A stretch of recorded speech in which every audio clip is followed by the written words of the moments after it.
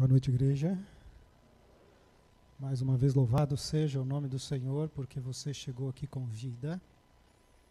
E ainda que repetitivo eu seja, devo dizer que muitas pessoas ontem foram dormir e hoje não mais acordaram.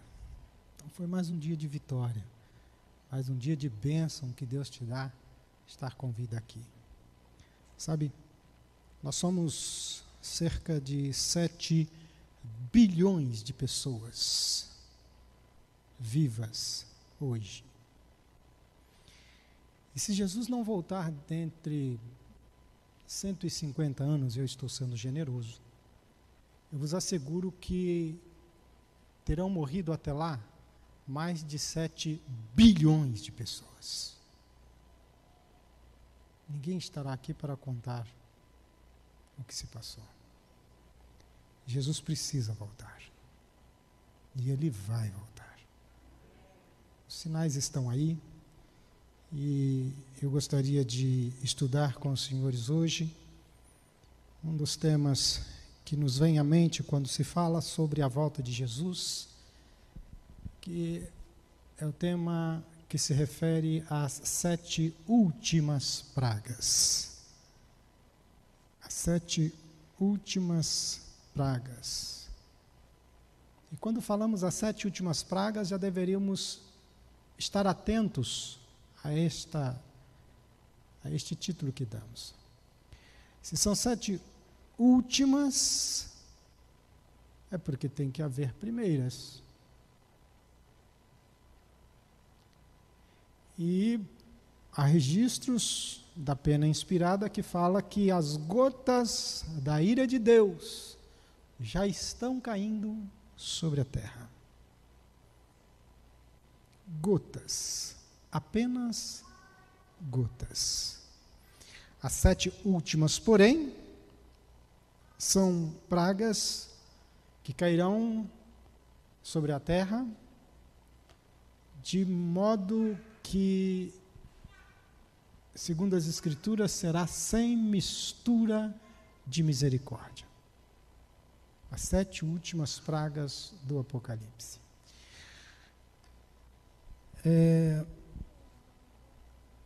Há um texto de Ellen White que diz que quando o anjo da misericórdia dobrar as asas e for embora,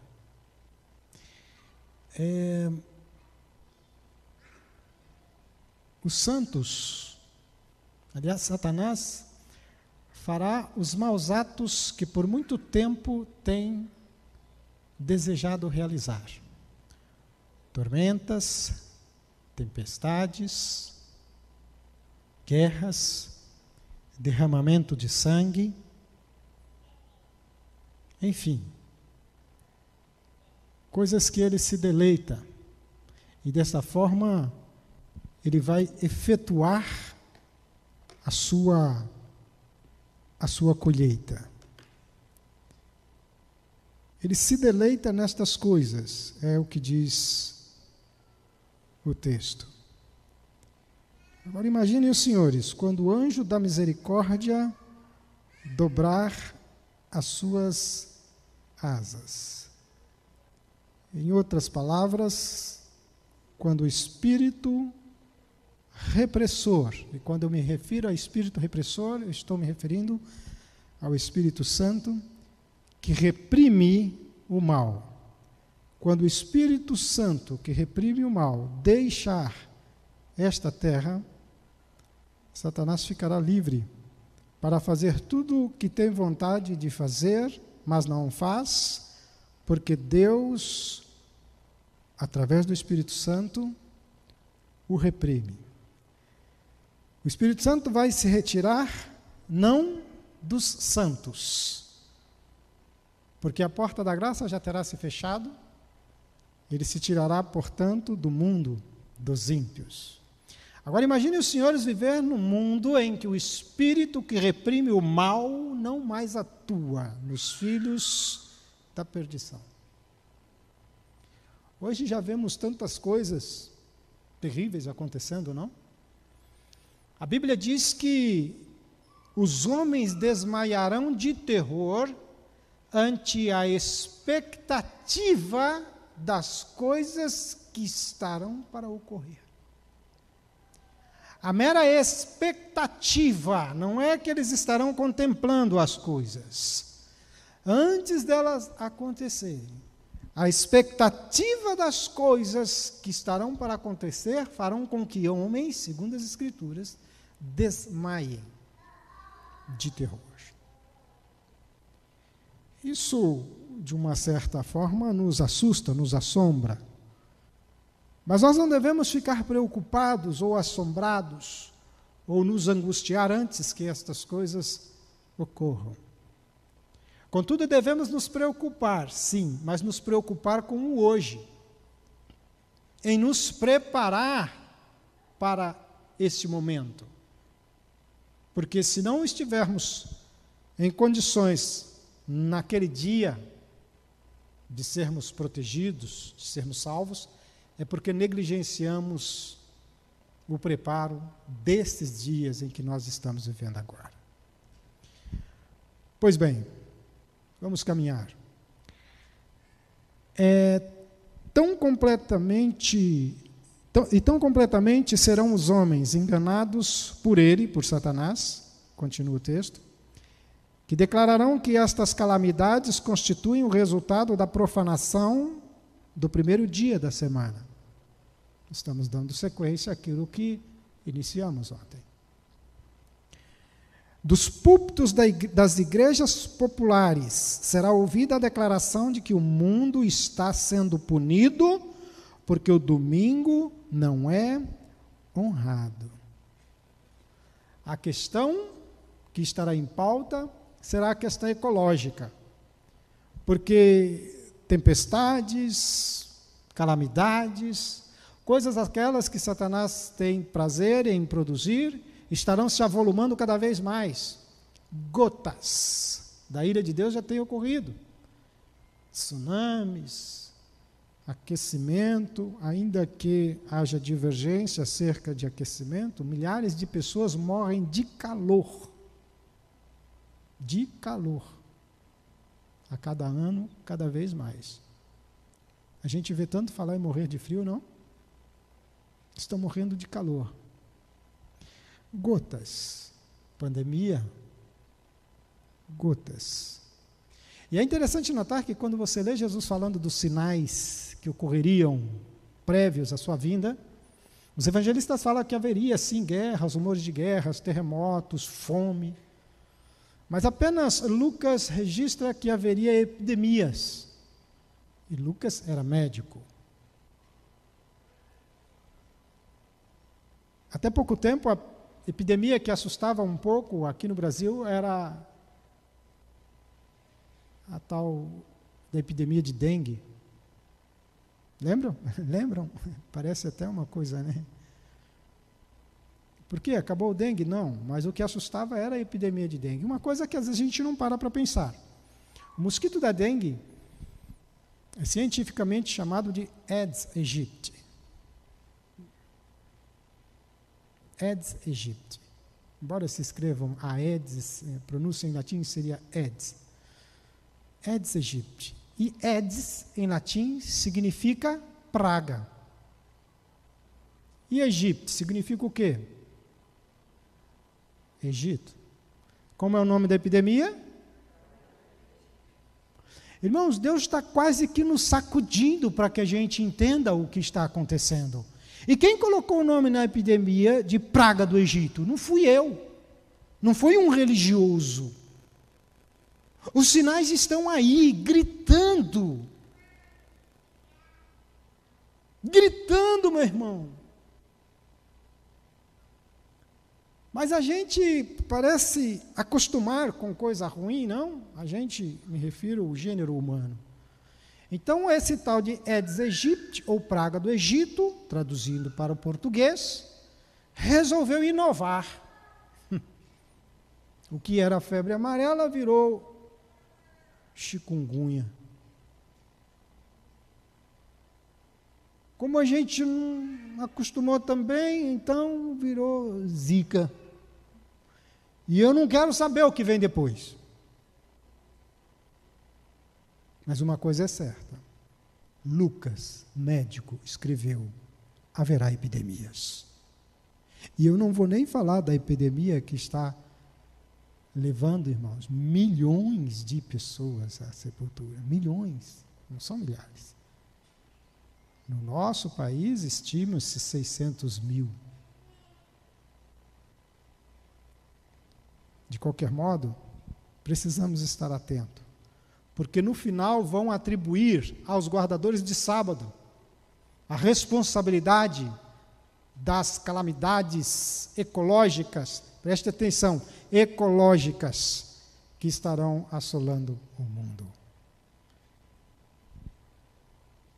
Pois bem, vamos caminhar mais um pouquinho. Eu quero ler mais um texto aqui antes de adentrarmos no tópico propriamente dito.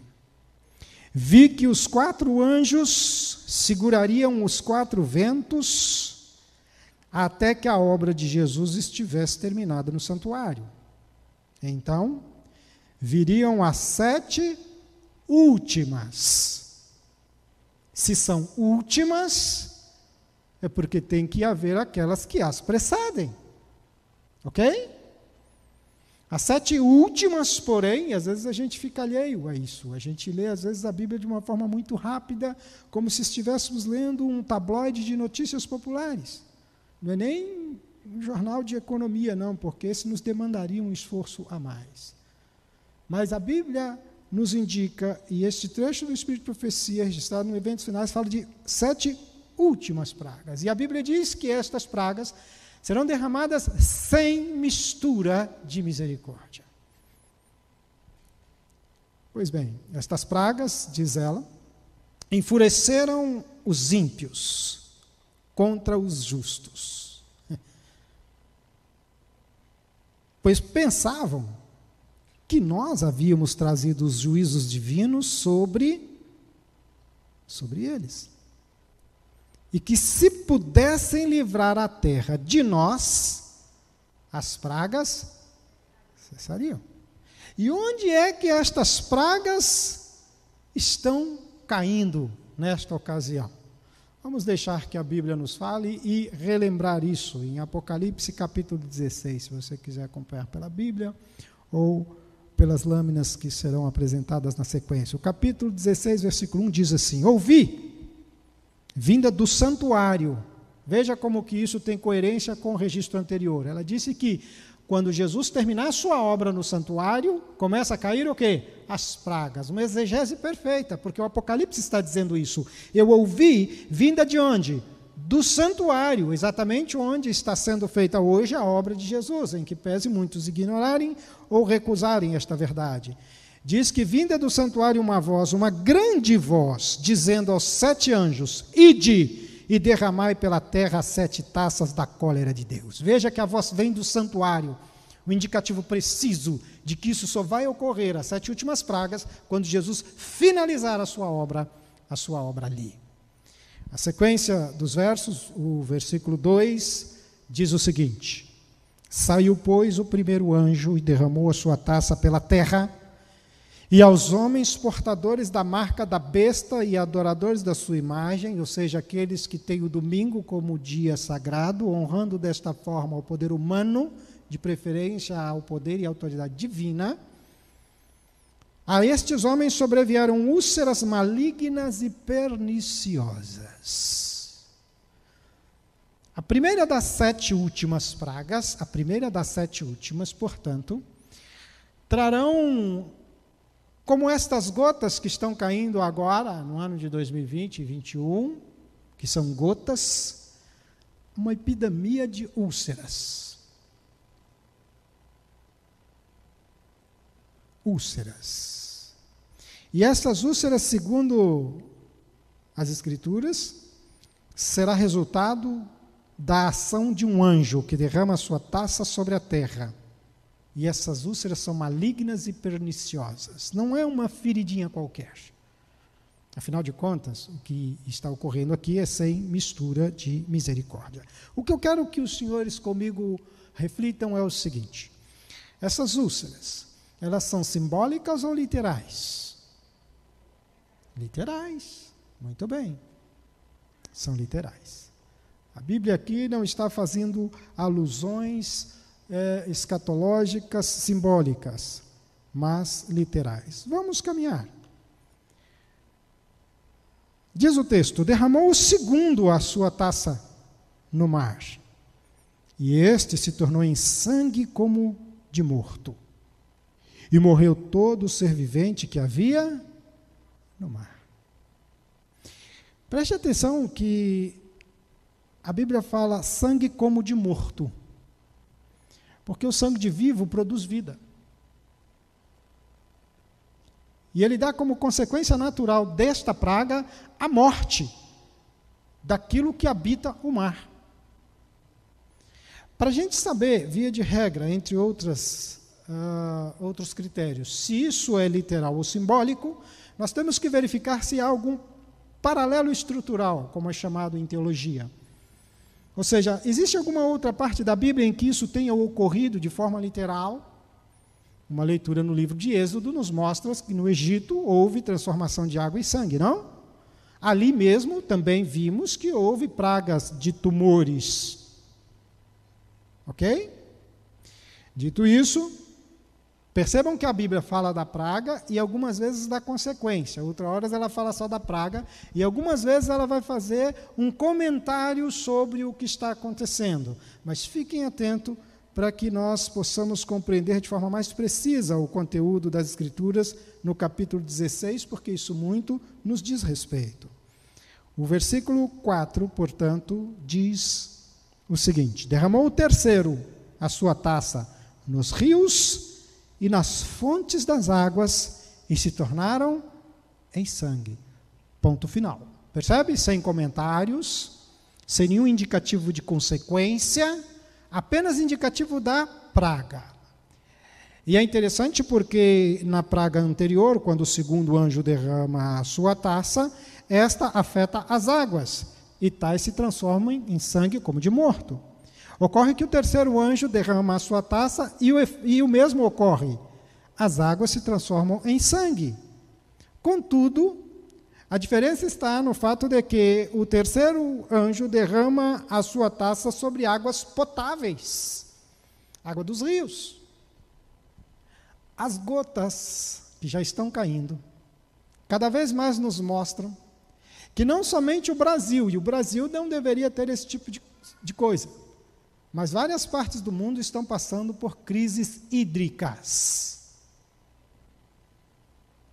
A água talvez um dia venha a ser disputada mais do que petróleo, até porque petróleo está acabando. Já estão tentando outros meios aí de tentar solucionar a ideia de energia e combustíveis que não sejam fósseis. Aliás, a COP26 já dirimiu sobre isso. Vamos tentar uma outra forma de combustível? Vamos tentar. Porque sabe que há escassez, mas a água está acabando. Não fosse as chuvas que estão caindo agora, já estavam prevendo o quê? Racionamento. E quantas vezes estão prevendo racionamento, não? Quantas e quantas vezes estão prevendo racionamento? Gotas. Gotas. Queridos, se nós já estamos tendo crises hídricas, um Brasil com tanta água, nós temos aqui um dos maiores lençóis freáticos do mundo, chamado Aquífero Guarani. No entanto, tem muita gente aqui no Brasil que morre porque não tem água potável, de desidratação. Bem, na sequência, diz o seguinte: então,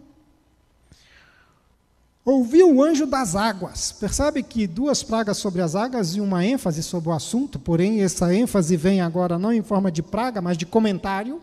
Olha aí. Então ouviu o anjo das águas dizendo: tu és justo, tu que és e que eras o santo, pois julgastes estas coisas. Porquanto derramaram sangue de santos e de profetas, também sangue lhes tem dado a beber. São dignos disso. ouvi do altar que se dizia: certamente, ó Senhor Deus Todo-Poderoso, verdadeiro e justo são os teus juízos. É interessante que este anjo que fala, o anjo das águas, ele justifica o porquê desta dupla praga. E mais do que isso, em sua justificativa ele diz assim: olha, eles são dignos, porque derramaram o sangue dos santos. E quem foi que derramou o sangue dos santos? Senão aquela igreja que avoca para si o poder de mudar a lei daquele que é o autor, o dono, o soberano, aquele que exerce verdadeiramente todo o poder. E não se engane, nessas ocasiões os justos não serão mortos.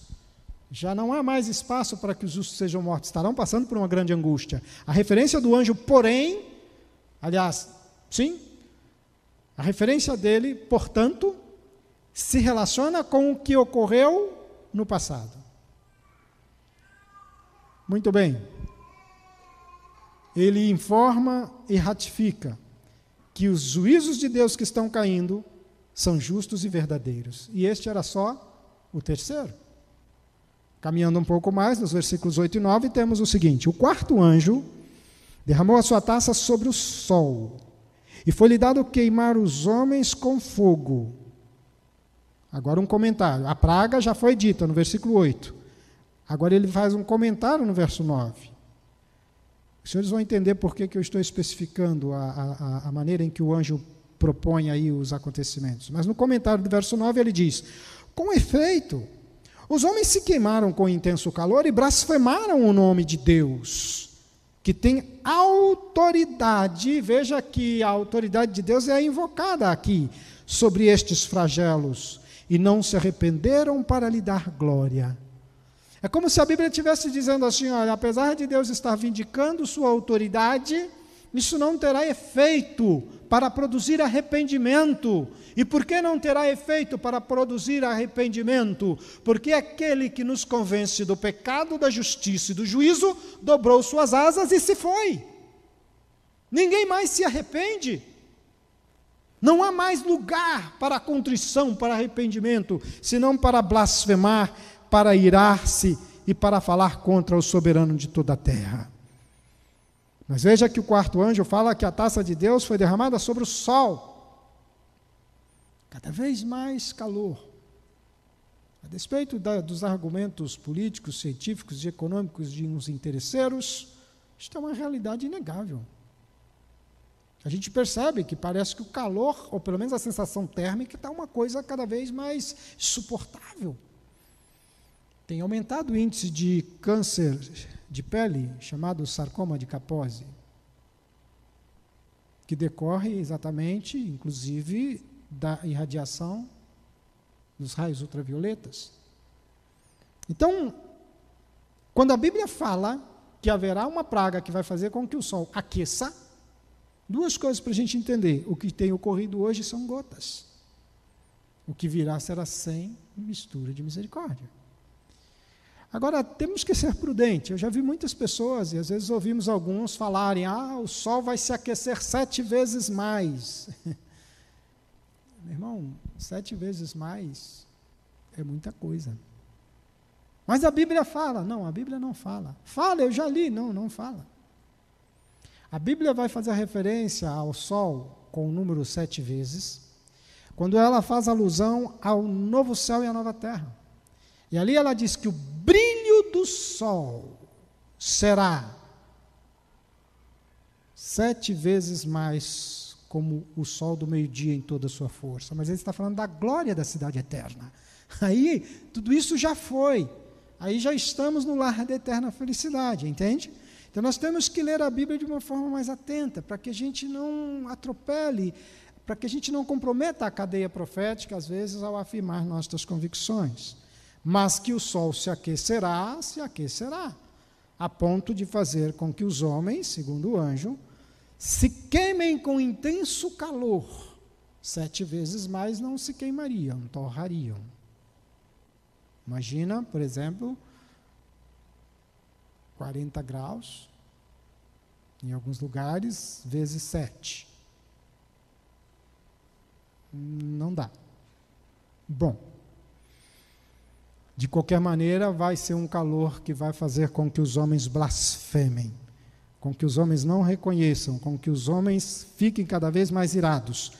Adiante, o capítulo 16, versículo 10 e 11, nos relata o seguinte: derramou o quinto a sua taça sobre o trono da besta, cujo reino se tornou em trevas, e os homens remordiam a língua por causa da dor que sentiam, e blasfemaram o Deus do céu por causa das angústias e das úlceras que sofriam, e não se arrependeram das suas obras. Mais uma vez, indicativo de que o Espírito Santo não está mais aqui. Contudo, há duas coisas ainda que precisamos analisar. Diz aí que derramou o quinto a sua taça sobre o trono da besta, cujo reino se transformou em trevas. Ponto. Esta é a praga. O resto é comentário. Trevas sobre o trono da besta. Uma escuridão que de tão densa pode ser palpável. Há, na Bíblia, vários paralelos estruturais. No Egito mesmo, houve trevas, densas trevas.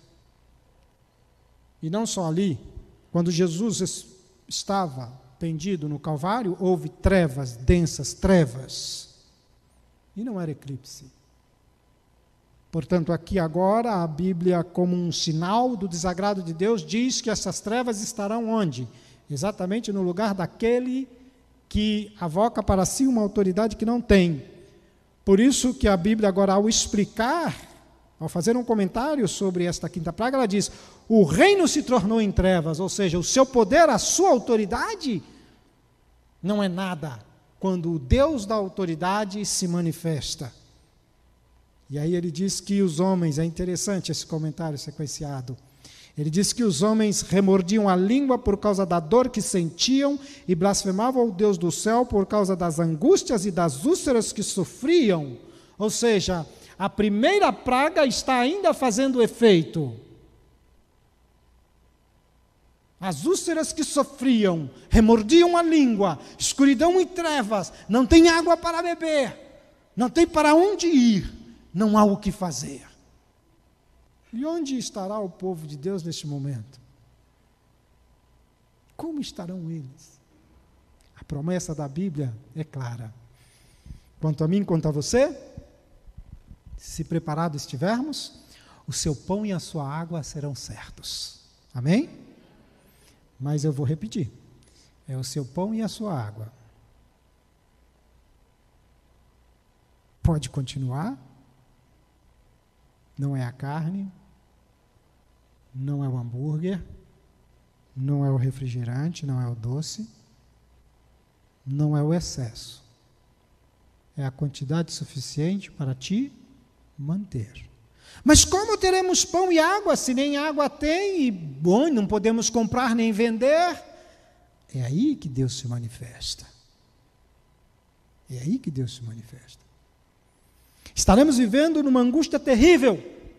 E essa angústia se dá por uma razão muito específica, entre outras, claro, vemos calamidades, um monte de coisas acontecendo, mas essencialmente porque o povo de Deus em angústia estará orando de dia e de noite. E o medo que se tem é o mesmo medo que Jacó teve. Por isso se chama angústia de Jacó. Jacó, quando vai em direção ao seu irmão, ele teme que o seu irmão não o aceite por não lhe ter perdoado. A dúvida de Jacó é: ele me perdoou? E então ele recebe uma notícia de que o seu irmão está vindo em sua direção, mas com um exército. E ele começa então agora a fazer o quê? Mandar presentes, e vai ficando para trás. E ele tenta ter certeza de que as coisas ficarão bem. E deixa eu dizer algo para você, que ao mesmo tempo é uma notícia maravilhosa, mas é ruim no sentido de justificar essa angústia. Eu e você, se preparados estivermos, estaremos orando ao Senhor, intensamente, com medo de haver remanescido algum pecado pelo qual não tenhamos nos arrependido. Porque há uma informação no espírito de profecia que diz que, quando cai a primeira praga, muitos estarão fugindo com o povo de Deus e percebem que são atingidos pela praga. guardadores de sábado, atingidos pela praga, porque são meros guardadores de sábado. Com isso, eu e você, adventista, sempre sabemos e sempre ensinamos, ao contrário de que muitos dizem, sábado não salva ninguém. O sábado não vai levar ninguém para o céu, mas vai tirar muita gente de lá. Fato é que, nesse estado de angústia, queremos ter certeza de que todos os nossos pecados foram perdoados. Então oramos a Deus, imploramos a Deus, mas sabe o que acontece? Finalmente, a obra de Jesus no santuário terminou, por isso as pragas começaram. De modo que todos os pecados daqueles que foram selados foram apagados, deletados. Não existe mais em lugar nenhum do mundo. Não tem como você trazer à memória algo que não mais existe. E aí está a nossa angústia, porque a gente não tem certeza. A angústia está em não conseguirmos lembrar um pecado para dizer, Deus me perdoe por este pecado. Não conseguimos lembrar de nenhum pecado. Sabe, queridos, nesse tempo, Satanás não sabe quem está selado ou não. Por isso ele avançará contra todos os guardadores de sábado. Ele não sabe quem está selado ou não. São informações também do Espírito de Profecia. Dito isso, nós vamos entrar então no ponto principal, crucial deste estudo e desta análise. Porque tudo isso que vi com você é uma leitura superficial, perfunctória do Apocalipse, faz com que você perceba isso, porque isso está claramente dito aí. Mas aqui está um ponto intrincado da Bíblia que tem me preocupado. E eu não quero aqui fazer mera exposição de conhecimento ou avocar para mim alguma coisa a mais do que as pessoas, porque eu nem tenho formação teológica. Estou aqui como leigo. Porém, precisamos ter um certo cuidado com certas coisas que ensinamos no dia a dia, que aprendemos no dia a dia. E às vezes ocorre eu falo com muita dificuldade, com muita humildade isso aqui, mas às vezes quando não conseguimos uma resposta para algo, a gente cria uma resposta para aquilo. E às vezes ao criar uma resposta para algo que não temos uma resposta concreta, nós acabamos, já disse, vou repetir, comprometendo às vezes outras verdades, por conta de algumas explicações que a gente quer dar, quando na verdade a gente não tem. Leiam comigo o que diz acerca da sexta praga. Vamos lá. Derramou o sexto a sua taça sobre o grande rio Eufrates, cujas águas, o quê? Se secaram. Acabou aqui. O resto é comentário. Acabou aqui. O anjo derrama a sua taça e o grande rio Eufrates faz o quê?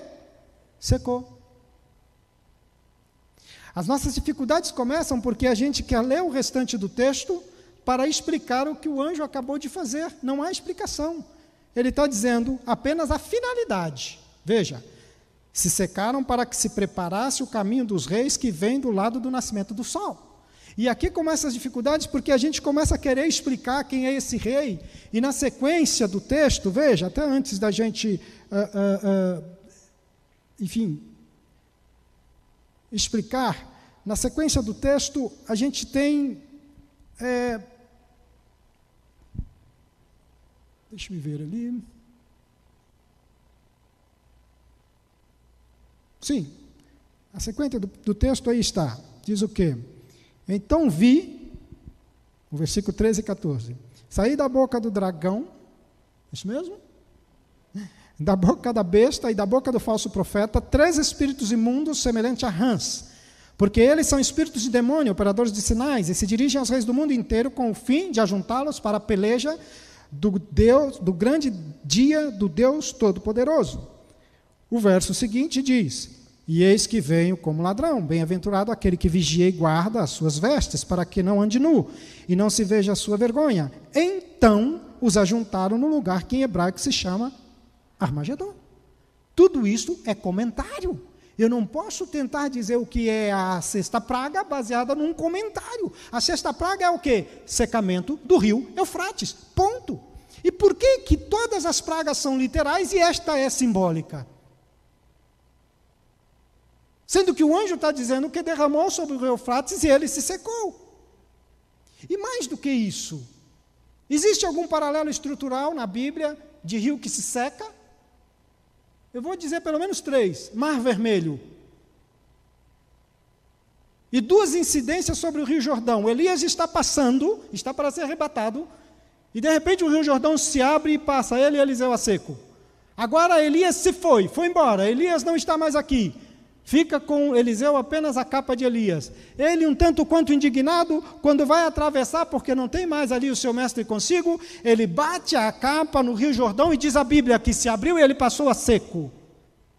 Se eu tenho um paralelo estrutural, se a Bíblia está dizendo que se secou, eu tenho que tomar cuidado em ficar às vezes tentando explicar o que não está aqui. Mas o grande problema é porque a gente se perde na finalidade. Se nós voltarmos então ao texto, e faremos isso para tentar ser elucidativo, o que nós temos então? Nós temos aí a Bíblia dizendo que o anjo, o 6º anjo, derramou a sua taça sobre o grande rio Eufrates e ele se secou, ponto, se secou. Mas as pessoas falam, mas, porque o texto diz, para que se preparasse o caminho dos reis que vem do lado do nascimento do sol. E aí muitos vão dizer assim, mas o rio Eufrates ele não é tão denso assim. Não justifica, secar o rio Eufrates não impede de vir, eventualmente, reis do Oriente para poder fazer uma batalha. Então, esse secamento, ele é simbólico. Mas por que ele é simbólico? Sendo que todas as outras pragas são, todas, inclusive a 7ª, que veremos ao final, literais. Não, mas é simbólico porque secar um rio não é suficiente para produzir uma guerra. Sim, não seria. Se nós estivéssemos lidando com um mundo onde as águas foram afetadas 2 vezes.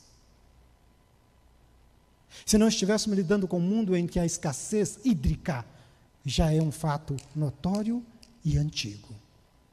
E mais, se não fosse um argumento perfeito para convencer quem não tem nada a ver com as questões que estão em voga, se é o sábado ou é o domingo que está ou que deve ser guardado. Tem muita gente aí que não está nem aí para isso, e são religiosos. Nós vamos ver um pouco mais adiante.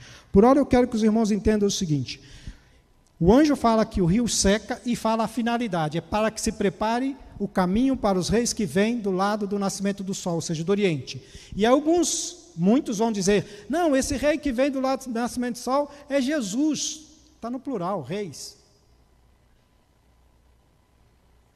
Isso aqui são fatos literais, não há mais espaço para simbologia aqui. Não, mas é Jesus, porque... Deixa eu mostrar, aliás, até antes. O texto ele vai dizer mais, ele vai dizer assim, na sequência ele disse que, é porque as pessoas vão começar a tentar justificar isso para dizer, mas o sexta praga é a batalha do Armagedon. Não é. A 6ª praga é secar o rio Eufrates. Mas no comentário dessa praga, ele fala dos efeitos de se secar o rio, e secando esse rio vai gerar uma batalha que se chama Armagedon. Aliás, a batalha não se chama Armagedon, é um outro equívoco, desculpe. Como que é o nome da batalha? Olha o nome da batalha ali, ó. Lá no finalzinho. Como é que é o nome da batalha? É a peleja do grande dia do Deus Todo-Poderoso. Meu irmão, tem paralelo estrutural na Bíblia de uma batalha que Deus fez sem necessidade do homem? Dezenas. Tem ocasião que Deus fala assim, vocês vão só rodear a cidade e depois dar um grito. Meu irmão, eu já vi gente quebrar taça com grito, mas derrubar muro, igual de Jericó. Você vê Deus fazendo as pelejas por Israel várias vezes na Bíblia. E agora, na grande dia do Deus Todo-Poderoso, Deus vai deixar nas nossas mãos, livrar-se daqueles que são nossos algozes. Sabe o que diz Daniel 12, versículo 1? Guarda no seu coração. Quando a Bíblia resolveu noticiar sobre um tempo de angústia tal qual nunca houve, lá diz assim, Daniel, e haverá um tempo de angústia, tal qual nunca houve desde que houve nação. E olha que coisa maravilhosa, naquele dia se levantará Miguel, o grande príncipe, o defensor dos filhos do seu povo. essa batalha não é minha, meu irmão, e não é tua. O Armagedon não é batalha do Armagedon, é batalha do dia, do grande dia do Deus Todo-Poderoso. Quem vai batalhar, quem vai brigar é Deus. Já não é mais nossa, não temos que fazer nada, estaremos a propósito fugindo e orando, mais nada. Nós não vamos reagir, nem temos condições de fazê-lo. E a batalha que não é nossa, quem que vai enfrentar por nós? Deus. Será, meus queridos, depois de mais de 2000 anos, Deus novamente se manifestando em maravilhosa epifania, falando: ei, o problema agora é comigo. Ou você nunca viu Deus lutar por Israel? Percebe? A batalha é do grande de Deus, a batalha não é nossa. Mas a sexta praga não é a batalha, a sexta praga é secar o Rio Vermelho. Mas como assim, irmão? Qual o sentido disso? Vamos chegar lá. O fato é que ele diz: secou-se o rio para preparar o caminho dos reis que vem do lado do nascente do sol. E aí ele vai dizer que viu então sair da boca do dragão, presta atenção, da boca do dragão, da boca da besta, da boca do falso profeta, 3 espíritos imundos semelhantes a rãs, porque eles são espíritos de demônios, operadores de sinais, que se dirigem a quem? Aos reis do mundo inteiro, com o fim de ajuntá-los para a peleja. Sabe o que vão dizer, e que tem muito sendo dito? Que o secamento do rio aqui representa a debandada que vai haver na igreja romana. Ela será esvaziada. Não, meu irmão, aqui nós estamos no apogeu de Roma. É o momento em que os espíritos de demônio fazem o trabalho auge. É neste momento que vai sair o decreto de morte. Como está esvaziada? O Apocalipse é claro em dizer que é o ápice da batalha, e é por isso que Deus na 7ª praga vai se manifestar. É porque esses espíritos de demônio agora eles vão para o apogeu de suas estratagemas. Não há um esvaziamento aqui. Pelo contrário, é agora que os 3 espíritos de demônios saem para fazer aquilo que até agora não foi possível fazer. Fazer com que todos unanimemente concordem que tem que se livrar dos guardadores de sábado. Não há esvaziamento. Há o apogeu, é o ápice, e é nesse ápice que Deus vai se manifestar. E aqui há o outro ponto intrincado, que as pessoas às vezes fazem tormentosas confusão, que está aqui, olha, no versículo seguinte, eu estou relendo, evidentemente, para fixar. Eis que venho, como vem o ladrão. Ou seja, lembra da arca? Que eu falei para vocês, olha, eu já vejo os animais entrando na arca. Ontem eu disse aqui à tarde que não, pensando bem, os animais já entraram para a arca. Porque depois que eles entraram, ainda precisavam o quê? As pessoas entrarem. E depois que as pessoas entrarem, precisa então fechar a porta da arca. E depois que a porta da arca se fecha, o que acontece? Nada. Os passarinhos cantam, os sapos sapeiam, as borboletas borboleteiam, e nada acontece. O dia está lindo e maravilhoso. E é o que acontece também aqui. A Bíblia diz que há um anúncio, olha, isso que vem sem demora. Ou seja, cuidado, a coisa não acabou. E aí vem dizendo assim, bem-aventurado aquele que vigia e guarda as suas vestes, para que não ande nu e não se veja a sua vergonha. Então se ajuntaram num lugar que em hebraico se chama Armagedon. E aí as pessoas ficam discutindo o Armagedon, e aí vai dizer que a batalha é do Armagedon. Meu irmão, aqui a Bíblia está indicando o local da batalha final. Se você ler o Espírito de Profecia, você vai ver que ali onde fala que há um momento em que o povo de Deus está cercado, encurralado é a palavra que ela usa. E naquele momento, quando parece que não há mais nada a fazer, diz ela então que Jesus se manifesta e resolve o nosso problema. Encurralado aonde? Num mundo que é redondo. Como assim encurralado? Estariam todos ajuntados em um mesmo lugar? Preste atenção no que diz a Bíblia, meu irmão, minha irmã. A Bíblia está dizendo, e se ajuntaram num lugar que em hebraico se chama? Qual país no mundo fala hebraico?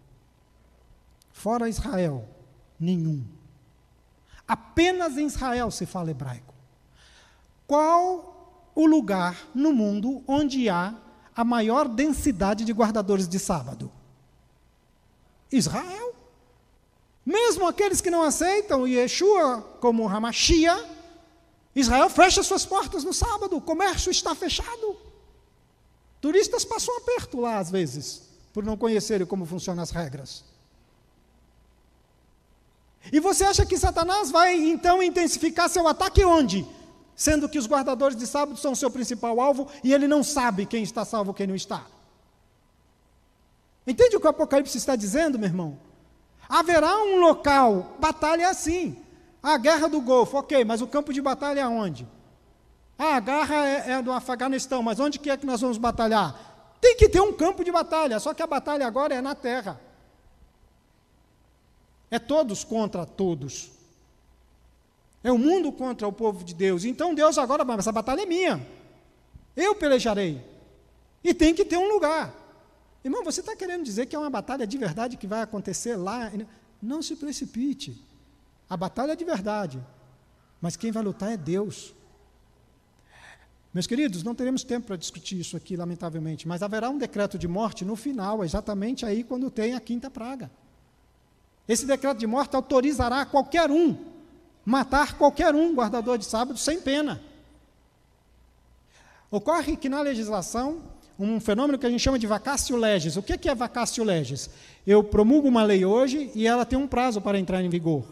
45 dias, 90 dias, 180 dias. Se a lei for muito densa, 1 ano. Código Civil Brasileiro, Código de Processo Civil, perdão, demorou 1 ano para entrar em vigor.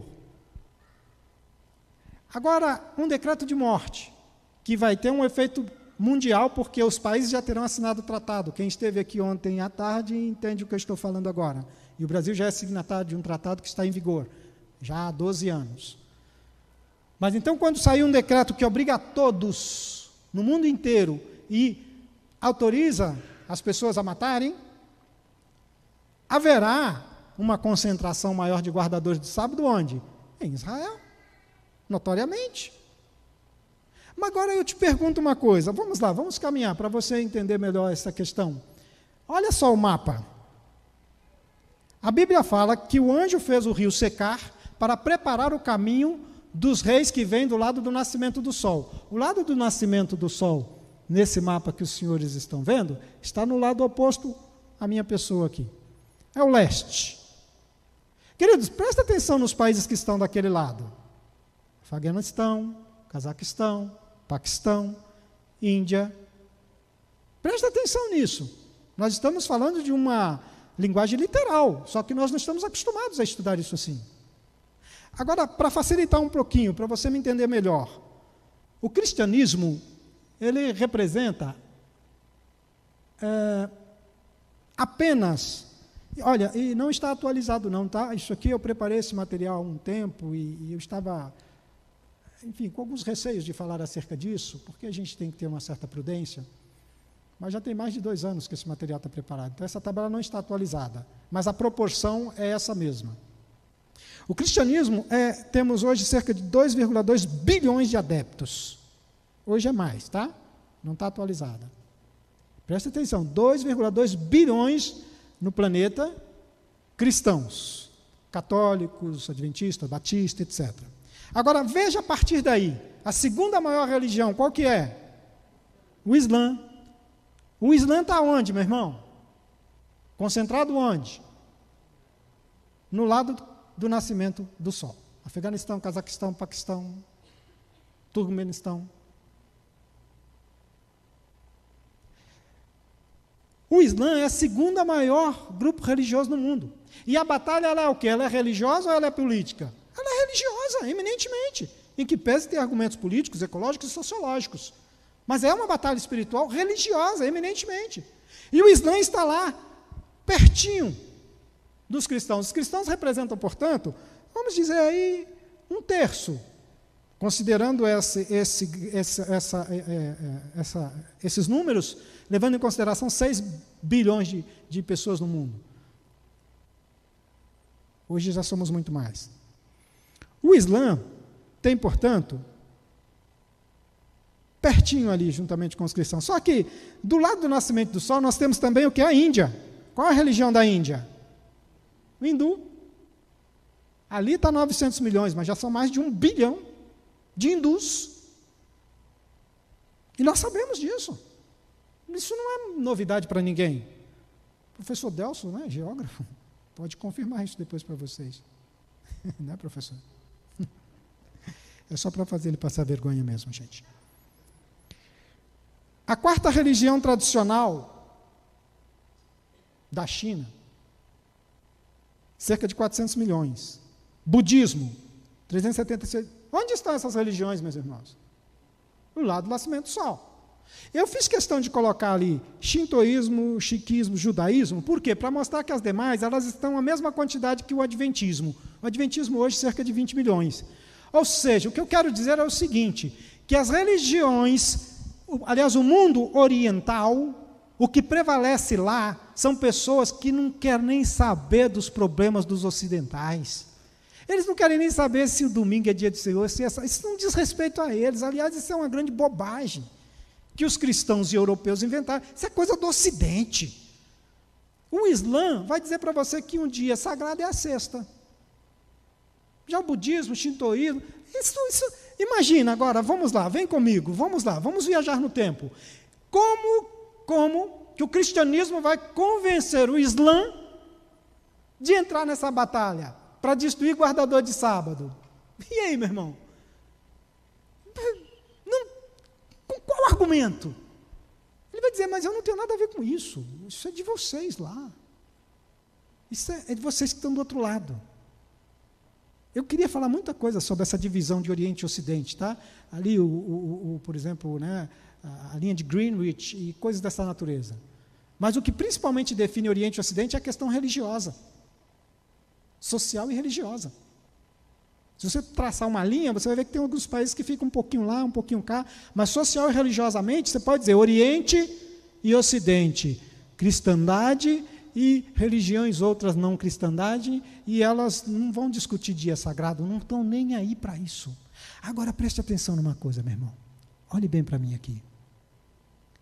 Faz secar o rio Eufrates?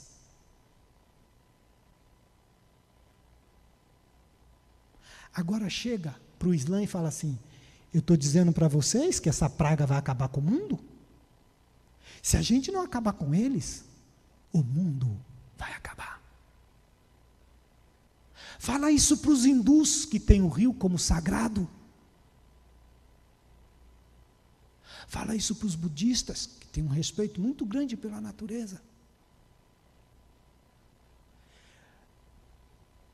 Eu acho que está na hora de você concordar com o anjo, que secar o rio vai preparar o caminho para aqueles que não tinham interesse nessa batalha chegarem à conclusão, segundo Ellen White, de que o argumento determinante, o mesmo que foi usado contra Jesus, é melhor acabar com essa praga, antes que essa praga acabe com o mundo. É o argumento determinante. Onde está a maior concentração de guardadores de sábado nesse dia? Em Israel. Onde está o Oriente? Exatamente, a leste de Israel. Para ser mais preciso, ajudar um pouquinho.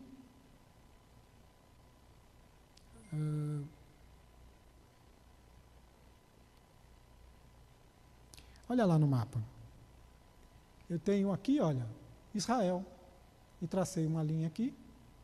Tudo isso aqui são países do Oriente. Tudo isso aqui são países que não estão nem aí para sábado ou domingo. Seca o rio Eufrates. Seca o rio Eufrates, meu irmão. E você vai ver o que vai acontecer. Você sabe quantos anos tem o rio Eufrates?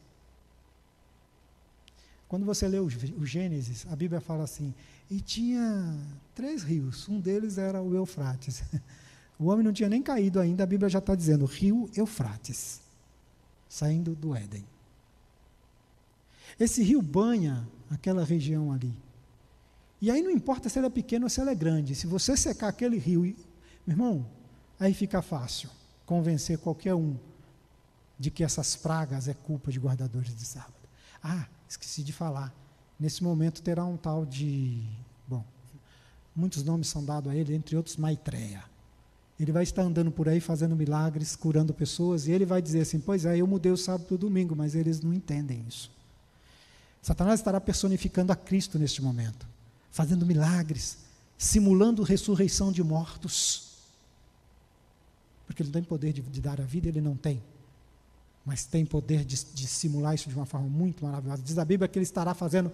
Aliás, lembra dos 3 espíritos imundos, semelhante a rãs, que a gente falou agora há pouco e que está aqui? Qual que é uma das características principais deles? Espíritos o quê? Operadores de... Então, milagres acontecendo, agora o rio secou. Não, só pode ser. Não, esse aí que... Fica fácil para o Islã aceitar que Jesus é um mestre. Eles podem não crer como eu e você crê, mas eles não negam que Jesus é um mestre. E de repente esse mestre dos judeus está ali dizendo que os guardadores de sábado são a causa do desgosto do Pai. Queridos, o secamento do rio Eufrates é literal. Eu não vejo outra forma de convencer o Oriente de uma coisa que não diz respeito a eles. No mundo ocidental, a gente vive brigando por isso, né? O cristão fala que é o sábado, o outro fala que é o domingo, e aquela coisa. O Islã não quer saber disso, os hindus, muito menos, os budistas, alheios a esta questão. Mas quando o anjo do Senhor, segundo a profecia, derramar a sua taça sobre o rio Eufrates, haverá uma concentração contra os guardadores de sábado, uma concentração mundial. E onde eles se concentram? Israel. Não é que nós vamos estar fugitivos e espalhados pelo mundo, mas em Israel, qualquer lugar que você fugir, você é guardador de sábado. O Estado guarda o sábado. Dito isso, o que a Bíblia quer dizer quando e se ajuntaram num lugar que em hebraico se chama Armagedon, ela está simplesmente indicando um lugar que em hebraico se chama Armagedon. Se é em hebraico, não pode ser em outro lugar, porque nenhum outro lugar do mundo se fala hebraico. Exceto pelo povo judeu que está espalhado por aí. Enquanto comunidade, eles falam hebraico em qualquer lugar, até na África, no Japão, etc. Bem, precisamos terminar.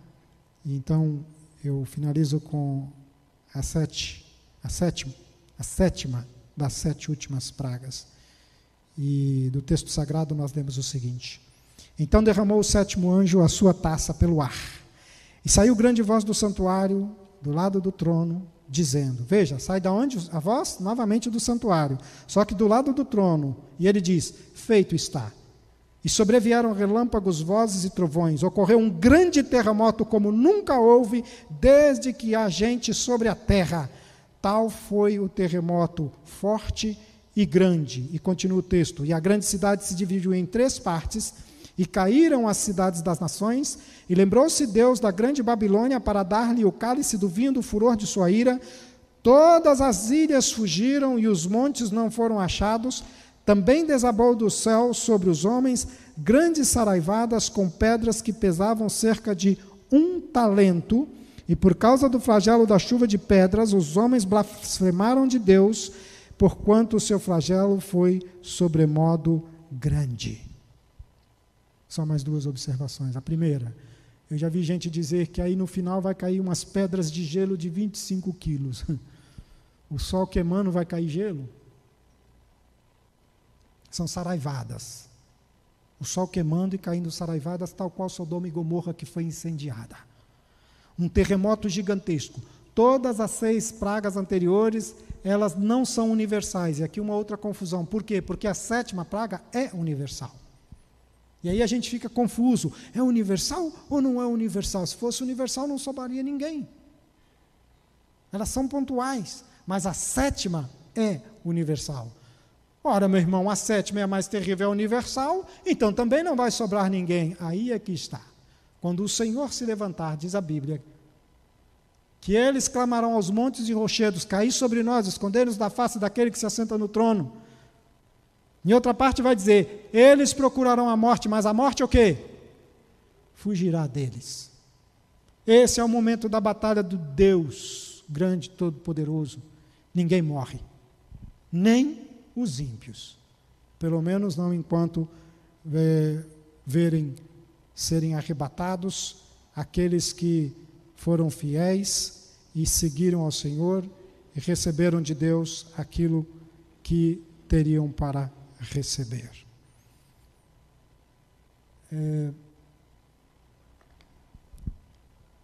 Estou com dificuldades aqui.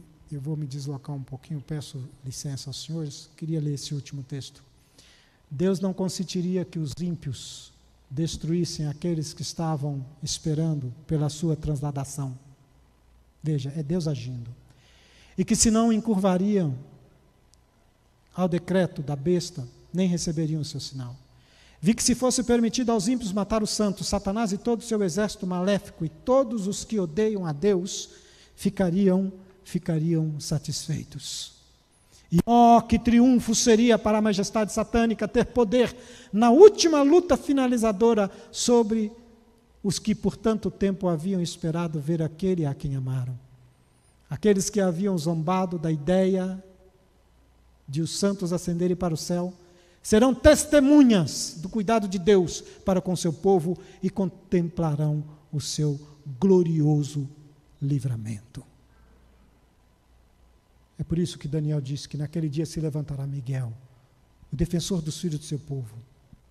E termina a Bíblia dizendo: este habitará nas alturas, as fortalezas da rocha serão o seu alto refúgio, o seu pão e as suas águas serão certas. Que o Senhor te abençoe e te guarde. Que o Senhor faça resplandecer o seu rosto sobre ti e tenha misericórdia de ti. Que o Senhor sobre ti mantenha brilhando o seu rosto e te dê a paz.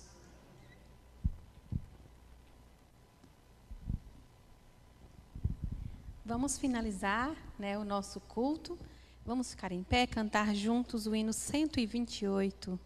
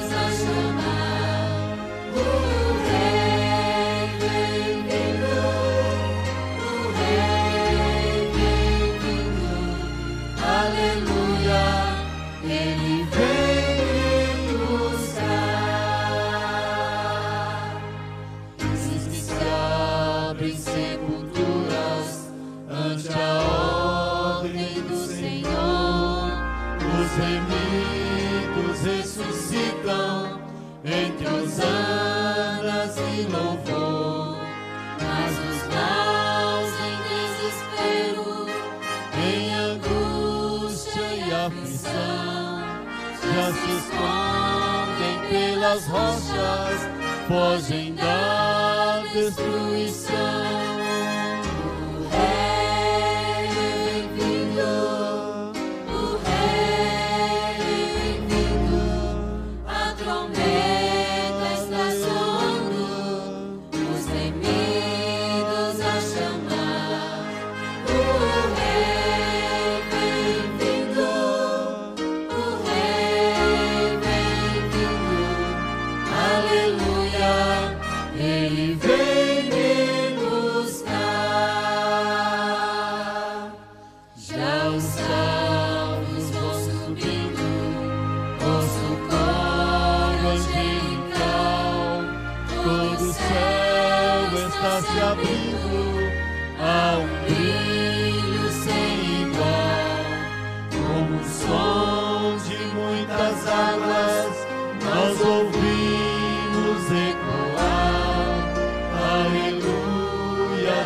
Cordeiro, nós já vamos para o lar. O Rei vem vindo, o Rei vem vindo, a trombeta está soando, os remidos a chamar.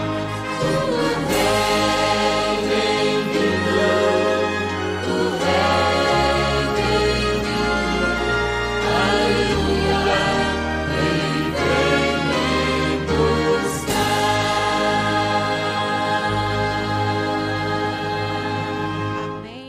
Amém. Antes dos irmãos irem embora, só queríamos deixar o nosso agradecimento em nome da igreja, Adriano, por ter aceitado essa missão, dispensou recursos, veio de muito longe, vai voltar para BH agora, com a graça de Deus, não hoje, amanhã, né? Mas vai voltar aí mais uns 700 quilômetros. Mas o nosso agradecimento, a nossa compreensão e, ao mesmo tempo, o aprendizado que tivemos aqui desde sábado de manhã, sábado à tarde, hoje, os irmãos que participaram de forma direta e indireta, aqueles que não estiveram, mas pelas orações estiveram participando, muito obrigado. Agradeço ao apoio dos anciãos, todos os líderes da igreja. Deus te abençoe, amigo. Deus te ajude. Mensagens extraordinárias, mensagens de alerta, de exortação. Que Deus te abençoe e continue usando você nesse ministério de transmitir essas verdades presentes para o tempo do fim. Obrigado, amigo. Deus te abençoe. Eu que agradeço sinceramente o carinho de vocês, a receptividade, e eu quero pedir oração em meu favor. Esse material, há muito eu venho trabalhando e em conflito comigo mesmo. Eu, na verdade, praticamente inaugurei essa temática aqui com os senhores. Comecei a escrever sobre o assunto, terminei sobre as 7 pragas, mas fui movido a dar continuidade e ampliar o trabalho sobre 7 cabeças, 8º rei e algumas coisas que a gente precisa entender melhor. Então, a primeira parte do trabalho já está pronta, a gente está dando sequência, eu quero pedir que vocês orem em favor. Ano que vem, já no início do ano, devo mandar isso para o Prelo, e estou combinando com o Delcio, conforme for, quem sabe a gente vem fazer o lançamento desse material aqui com os senhores. Mas orem, eu preciso muito das orações dos senhores. Eu comecei a escrever esse trabalho, e se eu contar aqui para vocês coisas que vieram acontecendo a partir de então, enfim, nós vamos sair daqui com um sentimento de melancolia e tristeza. São muitas dificuldades, muitas. Então, tenho orado a Deus, principalmente para ter sabedoria para falar e para expor. Peço aos senhores que intercedam em meu favor. E nesse momento eu intercedo por todos nós. Vamos orar. Soberano Pai, obrigado, Senhor. Mais uma vez, obrigado por mais um dia de vida que o Senhor nos deu. Obrigado, Pai, porque o Senhor é bom, a sua misericórdia dura para sempre. O Senhor deu tudo para que nós pudéssemos encontrar a vida eterna e nós te agradecemos por isso. Queremos pedir ao Senhor que aproveite, ó Pai, a oportunidade que nós damos ao Senhor de transformar o nosso coração nessa hora. Sim, é uma oportunidade, porque nem sempre nós lhe damos esta oportunidade. Muitas vezes estamos tão alheios às questões eternas que, enfim, que tu possa ser propício a cada um de nós. Mais uma vez eu peço que o Senhor envie, se necessário for, mais anjos a estar com cada um aqui, como se fossem único na face da terra, em nome de Jesus.